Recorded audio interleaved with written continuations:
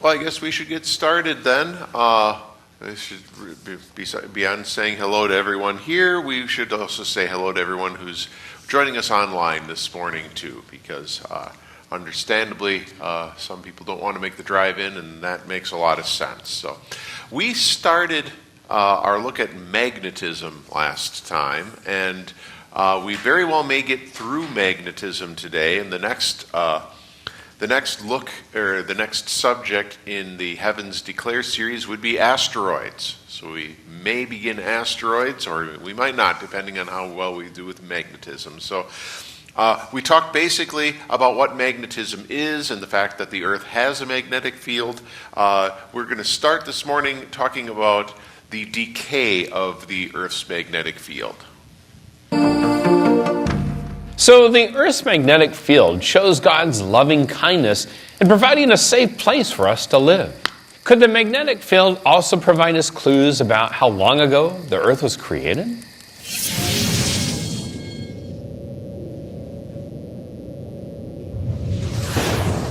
Over the last 100 years, we have noticed that the Earth's magnetic field is diminishing.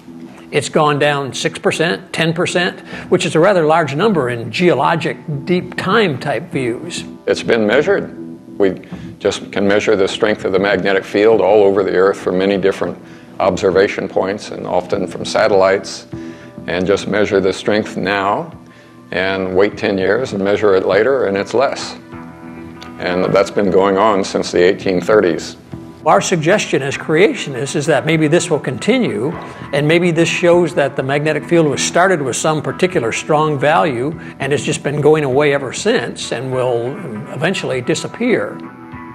Basically, magnetic fields are caused by electrical current. In fact, you can build your own magnet. You take a coil of wire and wrap it around many times, touch the two ends to a battery and have current flowing through it. You will make a little electromagnet. Any spinning electric charge has a magnetic field, so electrons in atoms and electrons spinning and electrons going around the atom make a magnetic field, and then the spinning protons in the atomic nucleus make a magnetic field. Any electric charge that moves makes a magnetic field. We think that the currents inside Earth's core, for example, drive its magnetic field. So you have that electrical current wrapping around there, but that current encounters resistance. It runs down with time. Batteries run down with time, and magnetic fields naturally decay. They would decay exponentially based on that particular model, and from the observations we've done, that appears to be the case. Earth's magnetic field appears to be decaying exponentially. I have an article in the Creation Research Society Quarterly that actually tracks this change much more accurately than we've been able to track it before. I used a new set of data on it, and it's very precise. And the field, the main part of the Earth's field, it's called the dipole, the two poles, north and south pole part. That part is decaying with a half-life of about 1,100 years, give or take 10 years. It's decaying very rapidly. So every 1,100 years, going back, it's lost quite a bit of strength. And the other parts of the Earth's magnetic field are losing energy also. So the field has some complicated minor parts, and those parts are also losing energy rapidly. The decay of the Earth's magnetic field, if it continues at its current depletion, could be gone in about 1,000 years. Now that may sound like a long time, but it's not in geologic terms. And if the Earth's magnetic field disappears, then here comes the solar wind, and it could be a dangerous time on the Earth. Now, some have taken that as maybe a sign of the end times, that things can't continue. I'm not so sure about that. If time would continue to go by, maybe scientists could come up with some sort of artificial protection. But at any rate, geophysicists especially are closely watching the Earth's magnetic field, saying, what's going on here? It seems to be changing much more rapidly than everything else in geology, so it may be an indication of not all that long ago creation, and maybe a culmination of things as well. It's a big concern to the people who want the Earth to be billions of years old, because decay like that at that rate could not have gone on for more than thousands of years. because if you run an exponential decay backward, it gets huge fast. And so it just can't be millions, let alone billions of years old. It'd rip your iron right out of your blood. I mean, that's how strong it would be. So it would prevent life from ever having existed, really. So magnetic fields, particularly Earth's, but also the other planets of the solar system, are strong indications that the solar system's thousands of years old, not millions or billions.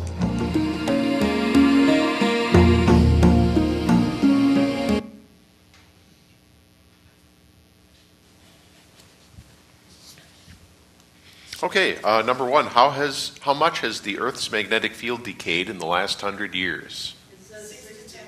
6 to 10%. And at the current rate of decay, approximately how many years would it take to completely deplete the magnetic field?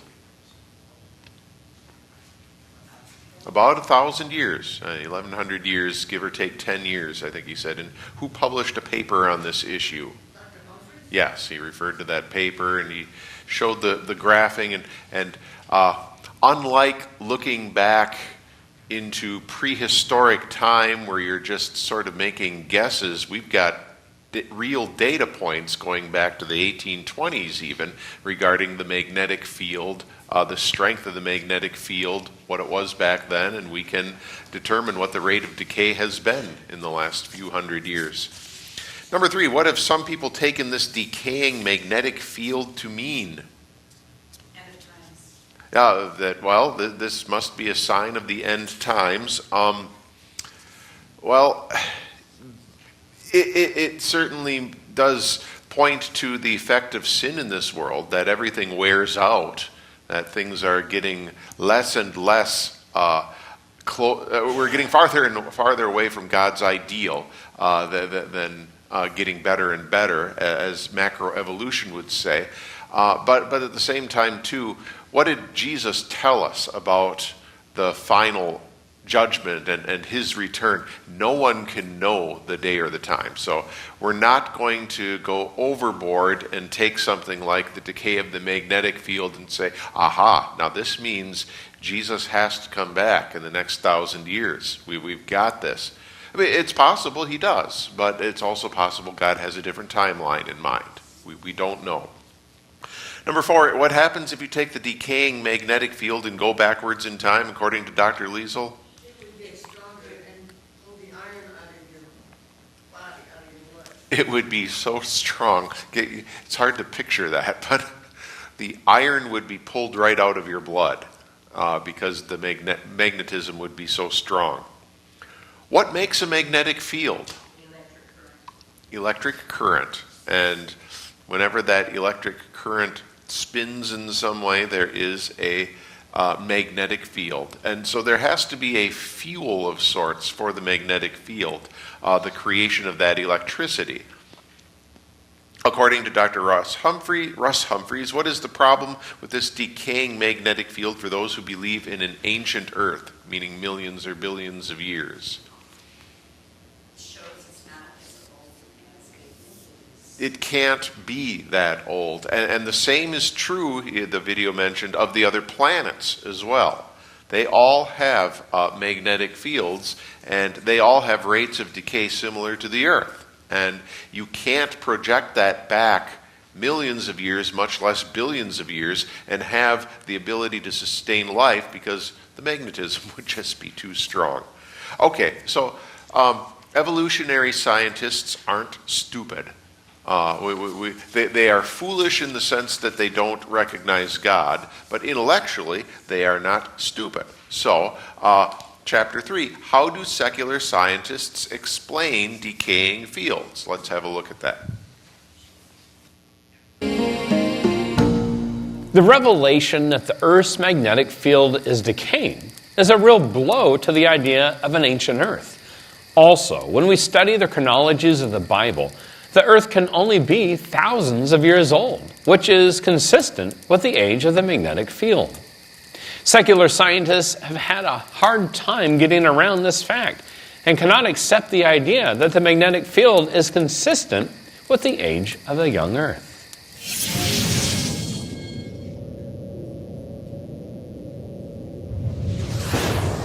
Magnetism is interesting because it shows up in various places in the solar system where the secular model says it shouldn't be. In order to have a magnetic field last for the billions of years required by the model, then the primary explanation for this is a dynamo. A dynamo is the secular rescuing device to try and save the billions of years age from all this evidence to the contrary. It's sort of like an alternator in your car. You can take mechanical energy and turn it into electrical energy. There's no doubt. The alternator in your car does that very thing, but that requires some fairly specific circumstances to do that. It doesn't just happen by itself randomly. The alternator in your car is a specially designed device, and there isn't such a device in the Earth as far as we know, and therefore there's no reason to expect that the Earth's natural motions would somehow generate a very strong magnetic field or replenish Earth's magnetic field over time. The conditions don't exist within Earth, at least not today. Started back in 1919. Sir Joseph Larmor outlined the first one. And for nearly a century, they've been trying to make dynamo theories work, to figure out how events in the cores of planets can maintain the magnetic fields for billions of years. But those theories haven't worked very well, so the predictions weren't really too good. And those same magnetic dynamo models, they said, well, that's the same for the other planets of the solar system, Uranus and Neptune. But those dynamo models required that the magnetic axis be aligned with the rotation axis, or at least pretty close to it. And what we find, for example, with the planet Uranus is it's tilted like that. It's not even close. And likewise with Neptune, the magnetic axis is very tilted from the rotation axis, contrary to the expectations of the dynamo models. And so the simplest explanation is the reason those magnetic fields are still there is because they've only been decaying for about 6,000 years. The dynamo theories have still not arrived. They still reach a point where it becomes only hand-waving. And in fact, it looks like just using the equations of the theory itself, I delved into them, and using those equations, it looks like the Earth cannot have a dynamo running in it. And so that presently, the only thing that can be accounting for the decay is the electrical resistance of the current going around in the Earth's core, wearing it away. Dynamos are usually presented as being the straightforward understanding of how a planet can produce a magnetic field. But having worked with electromagnetism as part of my education and career, it can get a lot more complicated in physical practice versus theory. As an example, you can make an electrical transformer just by taking a little rectangular piece of metal and taking a wire, wrapping it around this way, another wire wrapping around this way, and you can transform the current voltage that comes in this side to a different set of current voltage coming out the other side. And you're doing that through electromagnetism. You're transforming one field to the other until you get the current and voltage you want coming out of it. Even a system this simple, I mean, there's no moving parts, it's just a piece of metal with wire wrapped around it. Even this incurs losses. As things travel through, there's called eddy currents swirling around inside the metal. So you're losing energy as you're transforming it through this. And again, this is a very simple system. Translate this to a dynamo inside of a planet where you have currents inside of liquid metal all swirling around and fluid dynamics and a lot of other things. The picture gets really complicated really fast. And it's very difficult to explain how you can sustain these things over billions of years.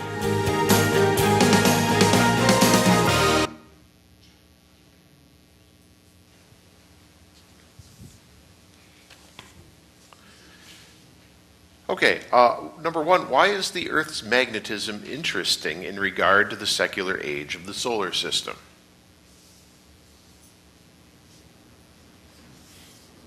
It's consistent with the view that the Earth is younger than what they're saying. Yeah, it's not even just Earth-specific, this decay of magnetism. It's something that happens with the other planets as well. Thus, if you're going to try to explain Earth's loss of magnetism, the decay of the magnetic field in a way that would allow for millions and billions of years, you've got to do the same for the other planets as well. Number two, what did Dr. Liesel compare a dynamo to? But what's the problem with that analogy? Yeah, an alternator is designed to do that, and alternators do wear out too. Nothing lasts forever. So the idea that there is an alternator-like device somewhere inside of the middle of the Earth and it's been producing electricity for billions of years, that really defies common sense. There's this undetectable liquid metal machine inside of the middle of the earth. Number 3, according to Mr. Sars, is it easy or hard to produce a magnetic field in reality? It's very easy. You take a piece of metal, wrap wire around it, and attach a battery to either end, and you've got a magnetic field. How does he know? Well, I guess because he's a scientist and he's done it. But that's actually basic physics. You can create a magnetic field quite easily. Number 4, when they apply this dynamo model to Uranus and Neptune, what 2 things need to be aligned for it to work?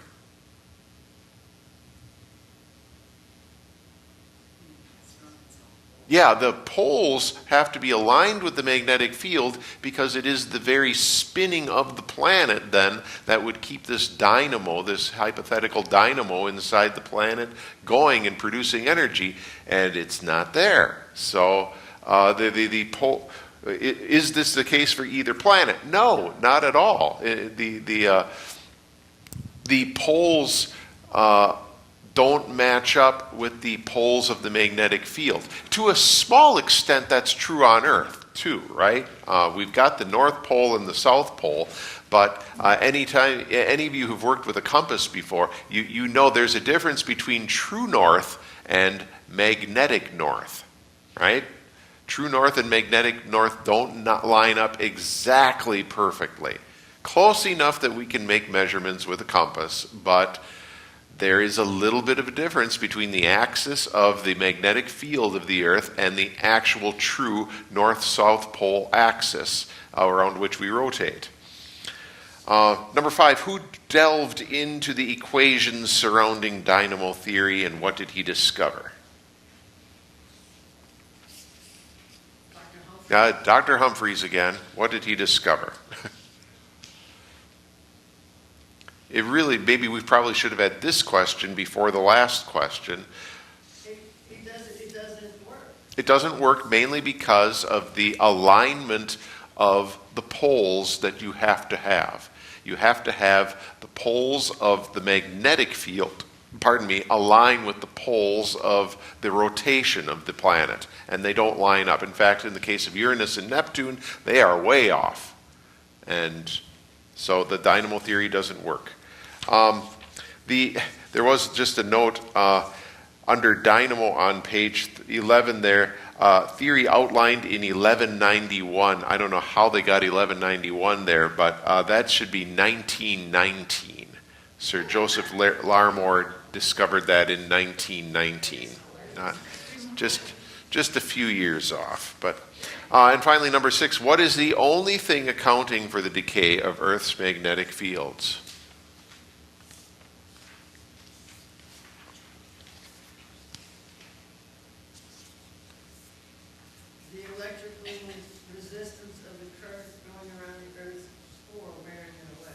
Exactly, yes. The fuel source that's creating our Earth's magnetism is lessening because there is resistance.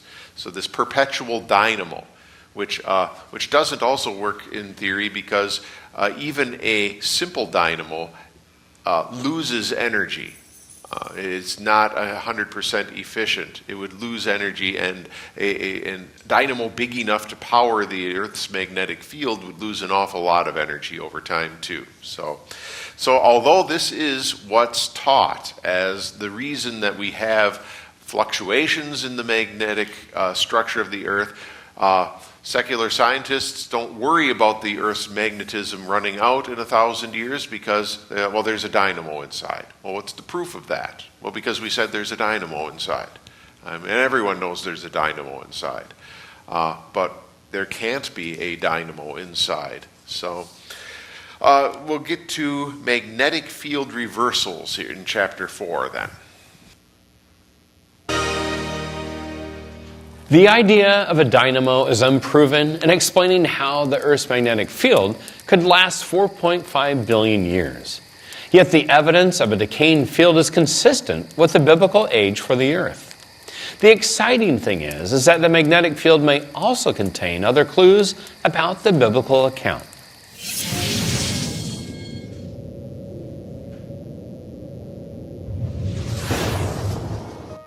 The rock layers on land and in the ocean show that the Earth's magnetic field reversed its direction 50 to 100 times during the year of the Genesis flood. So that means a reversal every few days or so. And that means a reversal of the electric current in the Earth's core. When a rock cools down, it records this reversal.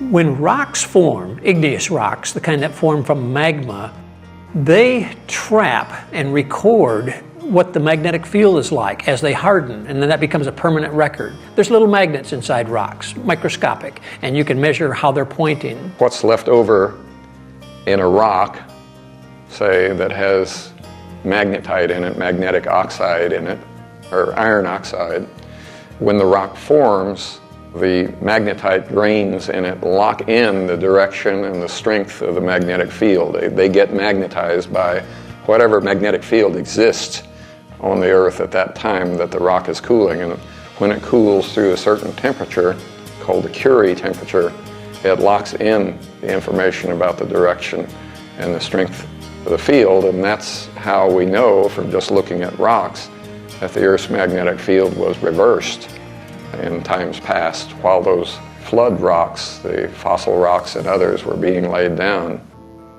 Igneous rocks that were forming during the year-long flood show that the magnetic field of the Earth was kind of ricocheting. It was going north, it was going south, going back north again, as if the whole Earth's interior was kind of thrown out of equilibrium. And whatever causes that magnetic field inside the Earth, it was flip-flopping, changing around, and then of course it settled down during our own era again, along with this slow decrease that we're measuring. We think that during the flood year, the magnetic field of the Earth flipped back and forth, perhaps multiple times, due to the motion of the plates, and that would disturb the current in Earth's core. And so you get rapid reversals, and they'd be temporary. In terms of the field strength, it's just going to flip it back and forth. In terms of the field's energy, it's going to reduce it even faster. So we think in terms of the total energy, that just made it even worse. Well, I have a theory about that. It was in 1986 International Conference on Creationism, and then I developed it in the 1990 International Conference on Creationism. But what would happen is that there would be rapid overturning of the fluid in the core due to my friend John Baumgartner's catastrophic plate tectonics, bringing cold plates in contact with the hot core. This produces lots of roiling and boiling. And the electrically conducting fluid in the core, it's mostly molten iron. By the way, the iron's too hot to be magnetic, but that conducting fluid would carry magnetic lines of force along with them and carry more upward than downward. And this process of pushing up magnetic lines of force would generate new lines of magnetic force that are in the other direction. This overturning, this catastrophe that must have happened in the Earth's core produced rapid reversals during the time that the Genesis flood was going on the Earth's surface. These rocks on the ocean floor. Now when rocks form, when you have volcanic type rocks, when they harden, they tend to align with the Earth's magnetic field at the time they form. And so we find that if you look in these ocean layers and you go away from the mid-Atlantic ridge, for example, you'll find alternating layers as if it's flipped back and forth the further away you get. It's rather remarkable, really, like these sort of magnetic stripes.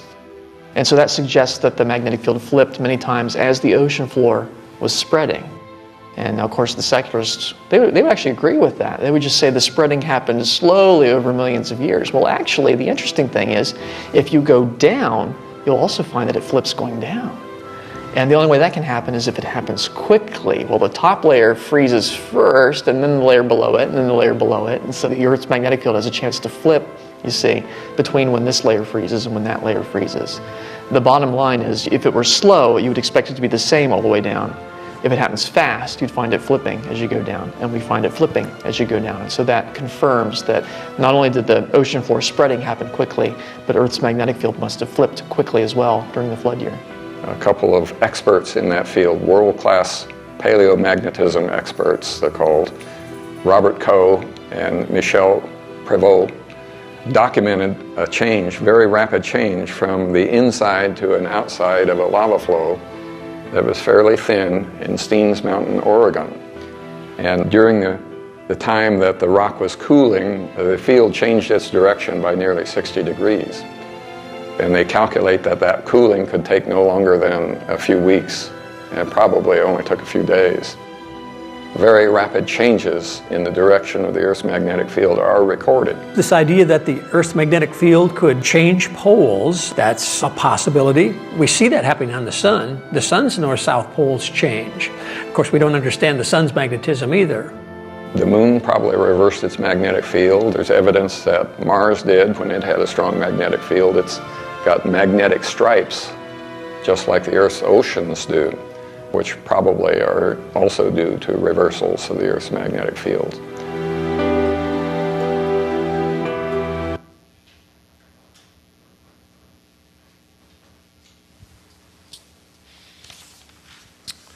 Okay. Question number 1, what are igneous rocks?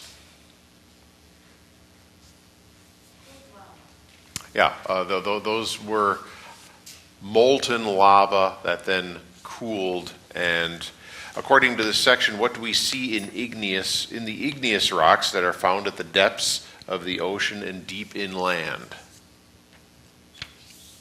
We see magnetic stripes. They have the little, as long as they carry iron oxide with them, they have little markers in there, magnetic markers that show you what the polar magnetism was at the time that that particular rock cooled. So you can lock in a sense, what the polar magnetism was at the time that the rock cooled, and measure that by looking at the iron oxide and the markers there inside the iron oxide. Number 3, according to Dr. Ross Humphreys, how many times did the magnetic field reverse during the flood? 50 to 100 times. And what event do Christian scientists believe triggered this phenomenon? Well, the flood, and then the plate tectonics that the flood would have caused such pressure on and such movement on.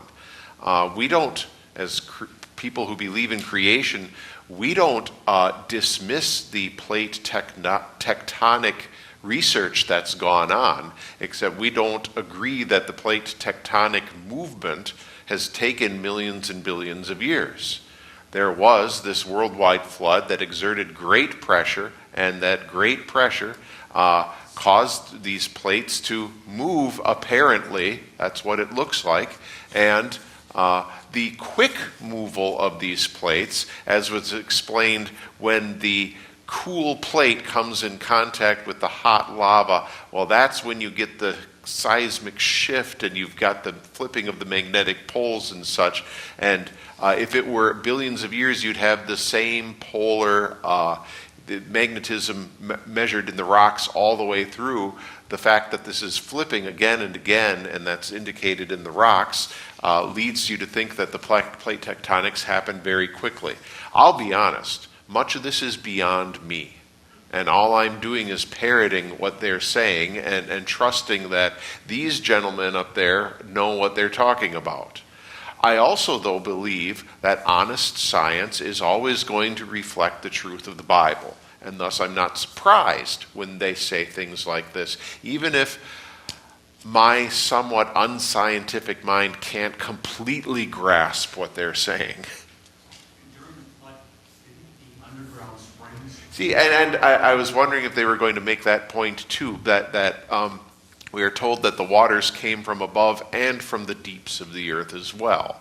There perhaps is even a scriptural hint that some of what they're talking about is referenced directly in the Genesis account. Yeah. Number 5, how do secular scientists explain this reversal?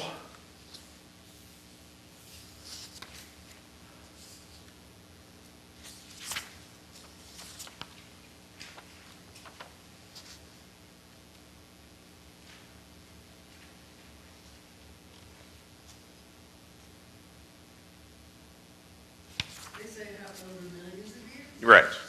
And what's the problem with that theory?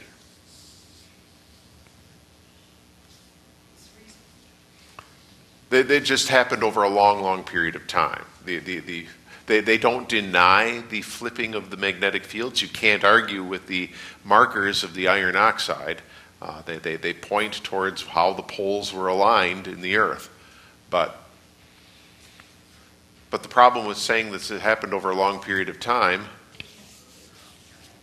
then not only can't they prove it, but we can disprove it by those igneous rocks.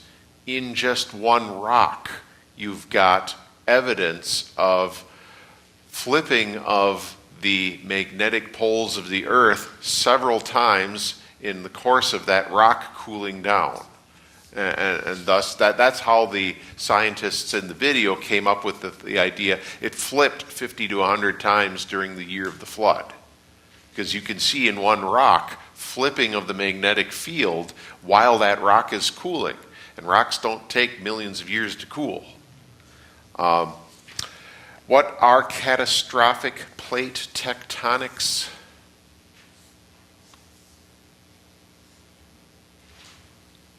It says movement of the Earth's crust breaking up and subducting, causing friction, which triggered catastrophic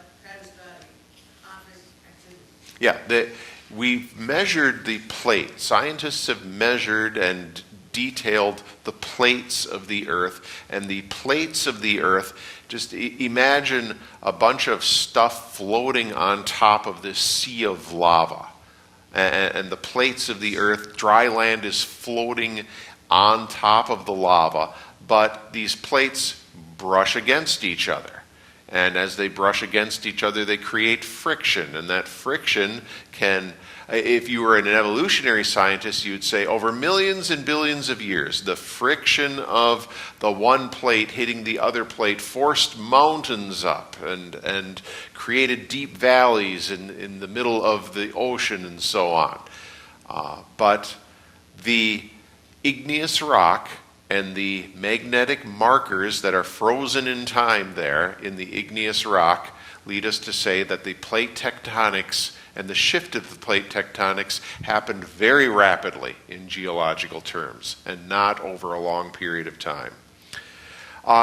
Number 7, what did the experts on paleomagnetics find happened to a lava flow on Mount Steens in Oregon? That during the rock cooling had changed direction by 60 degrees, and they calculated that it would take no longer than a couple of weeks to cool, but more likely only a few days. Yeah, the polarity of the magnetic field inside of the rock that cooled from this lava flow shifted 60 degrees in just a matter of days, perhaps even a matter of hours. And that's how quickly that can happen. And it's amazing. You take that in Oregon, you take Mount St. Helens from 45 years ago out in Washington State, and you see these little microcosms of what may have happened during the flood. And canyons can be created very quickly, and igneous rock reverses its polarity, and you don't have to look that hard to see some of the same natural forces that God engineered on a worldwide scale, working in a smaller scale to do some of the same types of things. So, all right. Yes, Dave. At the end of that segment, it looked like they were that Pangea thing where the cotton was Mm-hmm. apart. Is that possible that happened during the flood? It is absolutely possible. Yeah, I'm not going to go out on a limb and say it did happen. I don't know for sure, but it is entirely possible that the way the plates are said to have fit together originally, maybe that's the way it was before the flood, and then everything spread out due to the great physical force of the water and the weight of the water pushing everything apart. When you look at the igneous rock, are these things visible to the human eye, or is it just? No, it's microscopic. Oh, no wonder I understand. Yeah. And An igneous rock, there are people who love rocks, rock hounds, they collect rocks. Rock hounds don't collect igneous rock because they're the most boring rocks. They're just gray and black, and they don't have any interesting colors in them. But for our purposes here, I guess they're kind of interesting. All right, we'll take our break now. Charlie was not able to come and make the coffee today. Charlie's father-in-law is probably entering hospice, so we will certainly keep Charlie and Carol and Carol's father in our prayers as they go through this time. But we'll come back in about 10 minutes, and we should be able to at least wrap up magnetism today.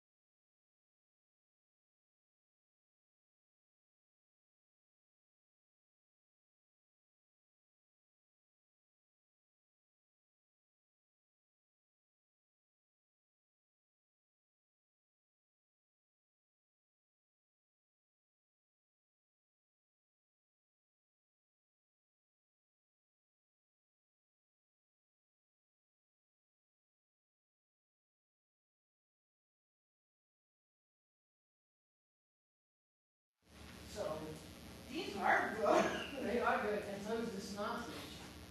Yeah, your Minnesota sausage was good, but it was Wisconsin cheese, right? Well, I don't know. I never really checked to see what was I know sausage is What are good. these called? I don't know. I just had some mix and I wanted to add some fruity nuts, so it's pecan and cranberry. Because they're really good, and I like the frosting on them. Well- It's not overdone. She makes good frosting. When she made those cinnamon rolls, I almost died. I have a good cream cheese frost, but when I make my pumpkin bars, I don't buy this stuff. I make it homemade.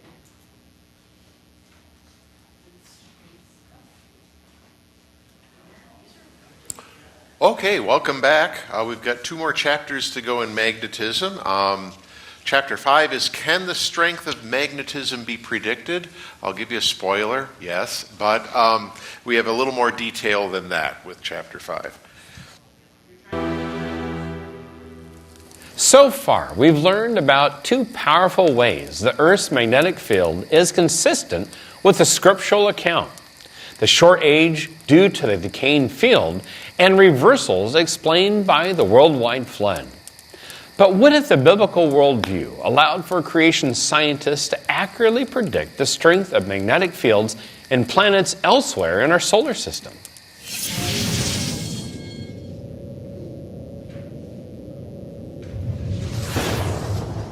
Every astronomical body seems to have had a magnetic field to begin with.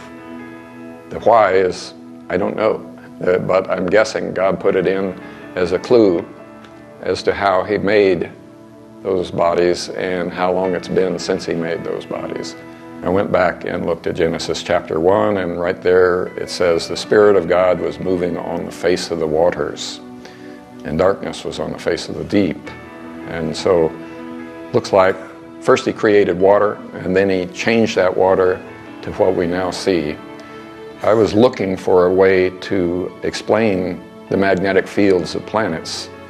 You know, we know that it's due to an electric current circulating in the cores of planets, and that current is running down and decaying, getting weaker. But how did God start it? It looks like at creation he did something to start up magnetic fields in every astronomical body that we know of. I was looking for how he did that. And if he formed it of water, plain old liquid, ordinary water molecules, then it just hit me one day that maybe one way he could have done that is by just lining up the hydrogen nuclei of each water molecule. There's about 1 with 50 zeros after it numbers of those nuclei in a ball of water that's the mass of the Earth. So there are a lot of these little nuclei, and they're little spinning balls of charge, and physicists know exactly how much magnetic field a proton generates by spinning. So if all the protons were spinning in the same direction, they would produce a certain size magnetic field, and lo and behold, it turned out that it was the right amount of magnetic field to account for 6,000 years worth of events and decay in the Earth's field to get us to today's level. And that was startling because physicists usually, when they get a wild idea like that, it's usually many orders of magnitude off. So physicists have wastebaskets just filled with balled up pieces of paper with what seem to be brilliant ideas that, were destroyed by the first contact with some real numbers. But this fit. I published on the creation of the Earth's magnetic field in 1983, Creation Research Society Quarterly. And I said, then what about the rest of the solar system? Because we've explored the solar system some, and we're continuing to explore it, and they're measuring magnetic fields, a lot of these bodies, and former magnetic fields on some of them, like the moon. Magnetism shows up several places in the solar system where the secular model says it shouldn't. The secular model makes certain predictions about what characteristics various planets will have, depending on their size and so on. And in several cases, we see objects that are small enough that they should have cooled off billions of years ago, if they were actually billions of years old. Had they cooled off, for various reasons, that makes it impossible for them to have a magnetic field today. would the theory explain those magnetic fields? It did. So I then went out on a limb in a publication in 1984, Creation Research Society Quarterly, and I said, if this theory is right, then some places that spacecraft haven't yet visited should show certain things. And one of the predictions was the strength of the field at the planets Uranus and Neptune.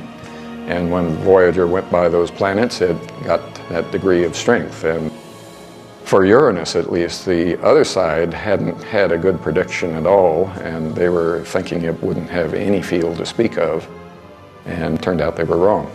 So then other planets like Mercury, my theory was saying, well, we knew it had a small field, and my theory was saying, well, it was once a large field, so it must be decaying rapidly over 6,000 years. In a few decades, we should be able to see the decrease. And it turns out that Mercury's field has decreased about 8% in the last 36 years between two visits by spacecraft. And moreover, Mercury's magnetic crust, the North Pole, is strongly magnetized. Points to the field being at least 10 times stronger in the past than it is now. So that was also some of the predictions I made. Similar prediction for Mars. Anyhow, I had a lot of fun with this. I made about 6 specific predictions, and they've now all been validated, which simply means that the basis of the theory is right. The basis was water origin as creation, as God said in the scriptures, and a short time, about 6,000 years since that creation. But we see Mercury has a magnetic field. The moon has evidence of magnetism. Ganymede, one of the moons of Jupiter, has a magnetic field. There are several places where the secular model says these objects are old. They can't have magnetic fields. But they do have fields. That would seem to imply that they aren't actually as old as the secular model says. It was either sort of hand-waving sort of predictions and guesses with no firm figures behind them, or they were seriously wrong. Like, one of the real puzzles is how the moon once had a magnetic field. It rotates very slowly. It has a very tiny core, yet many of the rocks on it that the astronauts brought back were magnetized by a strong field in the past. So my theory says, well, this tiny little core still had a magnetic field, but it decayed very fast because it was tiny. Mercury was another case of that. They predicted first, back before 1974, before a spacecraft visited it, they predicted Mercury would have no magnetic field because it rotates very slowly. It's 88 times slower than the Earth. So they figured it should have no magnetic field. And when the spacecraft went by in 74 and 75, it showed that Mercury has a field about 1% of our field, which is still quite significant compared to 0. They fell on their face on that. So they've fallen on their face on Mercury, the Moon, and Mars, and haven't done too well with the others. So there weren't any really good predictions.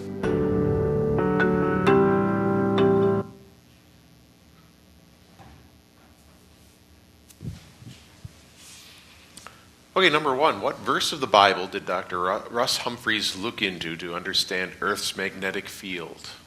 Genesis chapter 1 verse 2. Which says, That the earth was there, but the water was deep. the Spirit of God hovered over the waters, and darkness covered the deep. So the first feature of creation, God, in the beginning, God created the heavens and the earth. But the first feature of that creation that's mentioned is water. So that led Dr. Humphreys then to think, well, what was Dr. Humphreys' theory, number 2?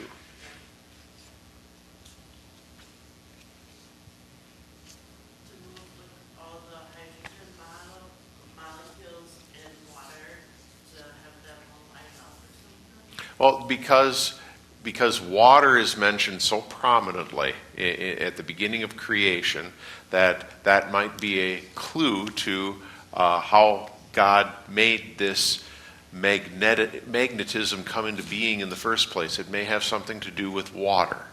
And if so, then as we can measure how much water there is, we can predict then the amount of magnetism on the earth or on other bodies too.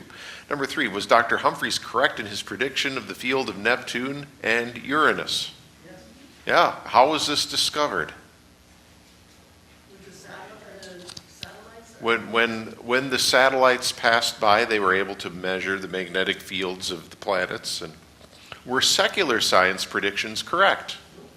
No, they said, oh, these are just rocks that are billions of years old. There's no magnetic field there. Well, especially in the case of Mercury and the moon and so on. But there is a magnetic field. What are Voyager 1 and 2? Spacecraft that they sent up.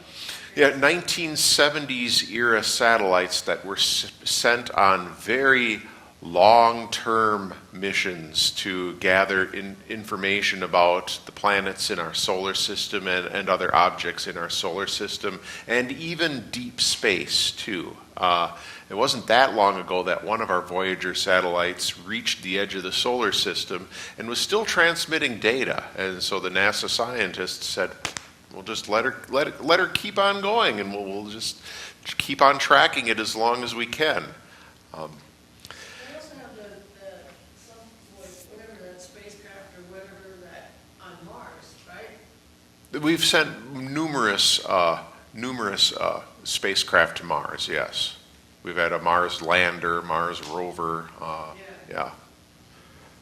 But that is a relatively small distance compared to the end of the solar system. And we have actually sent a satellite that's reached the edge of the solar system. Number 5, how many predictions did Dr. Humphreys make regarding the planet's decaying field? 6, and were they all correct? Yes. So it seems that he was onto something when he took Genesis chapter 1 and said, since God mentions water so prominently, water may be the key to understanding how this works. Just the fact that there's a 1 with 50 zeros after it. That's the number of water atoms on the earth. And they could be sending out their own magnetic field in their particular rotation. What does NASA stand for? National Aeronautics Space Administration. Yes. Why did secular scientists believe Mercury would have no magnetic field? Yeah, it's too old. It's billions of years old and wouldn't have any, but were they correct? Nope. What is the Creation Research Society? Yeah, that's what we're watching. Yeah, that's what these guys are. Yeah. We're gonna wrap up with number 6 here. What can we learn about God from magnetism? Well, this evidence doesn't fit with the secular model. It fits well with the biblical model, even allowing accurate scientific predictions. But can the study of magnetism and the laws of physics go further to teach us something about God himself?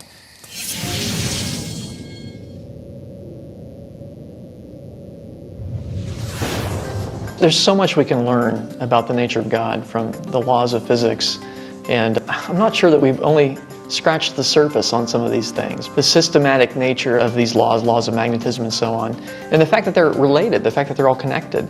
A universe that's one in one sense and many in another, we've always argued that that's evidence of the Trinity, the fact that God is one in one sense and more than one in another sense. And so, for example, electromagnetism, on the one hand, electric fields and magnetic fields are two totally different things. But then, as we've discovered more about physics, you find, well, actually, the magnetic fields create the electric fields, which create the magnetic fields, which create the electric fields, and so on. It goes back and forth. And we find, and Einstein and others helped unify those forces. Really, those are two sides of the same coin. They're two different manifestations of the same electromagnetic force. And so that's another example of the one and the many. It's sort of an example of the Trinity. Well, at least it's a 2 in 1. It's more than one, and there are things that manifest that are types of a Trinity. Space itself being 3 in terms of dimensions, and yet it's one space. And time being, well, 3 in terms of past, present, future, in terms of our experience, but it's one dimension. And you've got space, time, and matter. Those make the universe, and yet it's sort of a 3-in-1. So there are lots of things like that that demonstrate one and yet more than one. And I would argue that the secular worldview can't account for that. How you can have something, one in one sense and more than one in another sense, and how do those things tie into each other? How do they connect? In the Christian worldview, they all connect because they're established in the mind of God.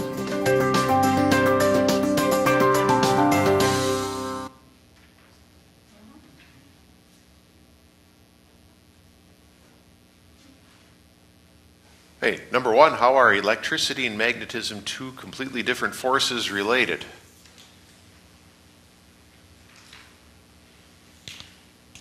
Manifestations of each other. Well, kind of. What creates magnetism? What creates electricity? Magnetism. They have this symbiotic relationship where they create the same force, and yet they are two distinct properties. And you can read it, you can somewhat grasp it, but you can't completely wrap your head around it. How everything is, how closely they are tied together, how interdependent they are. Number two, in what other ways does the universe demonstrate, I'm not going to go so far as to say demonstrate the Trinity, but perhaps parallel the mysteries of the Trinity? Space is composed of height, depth, and length. And you have time is composed of past, present, and future. And matter is energy, motion, and phenomena. Yeah, and there are three, I would go farther, there are three states of matter, right? Liquid, solid, gas. These threes come up again and again and again. And if we're reading Scripture and we see these multiples of threes come up, we say, aha, evidence of the Trinity. Isaiah 6:8, holy, holy, holy is the Lord God Almighty. The Lord, our God, the Lord is one in Deuteronomy. And, well, why shouldn't we see similar things in nature, though, too? Threes. And that multiple of three. Why wouldn't God put his signature on his own creation? Number three, did Dr. Liesel believe this analogy of the many being the one and vice versa makes sense in the secular worldview? No, and the secular worldview hates things that can't be explained. We, as Christians, willingly embrace that which cannot be explained because we attribute creation to a wisdom and a power that's beyond our comprehension. Because that wisdom and that power has revealed himself to us. Thus we know who it is, we trust him, and we marvel in everything that he's able to do. And that's the second part of the question. Then how does it work with the Christian worldview? So we did finish magnetism. We'll pick it up with asteroids next time. And for now, let's close with a short prayer and ask God's blessings upon Carol Baltudis' father. Dear Heavenly Father, we know that in this decaying world, our bodies too are subject to decay. We give you thanks for the life of Joe, for Carol's father, and we ask that if it is his time to leave this world, you would allow him to leave this world with a minimum of pain. And in his final hours on earth, we ask you to bring to his mind the wonderful gospel truths that he has heard throughout his life, that he puts his trust in you and you alone for his salvation, and that you rescue him from this world and from his own decaying body and usher him into the gates of eternal life. We ask this for the sake of your Son, Jesus, in whose name we pray. Amen.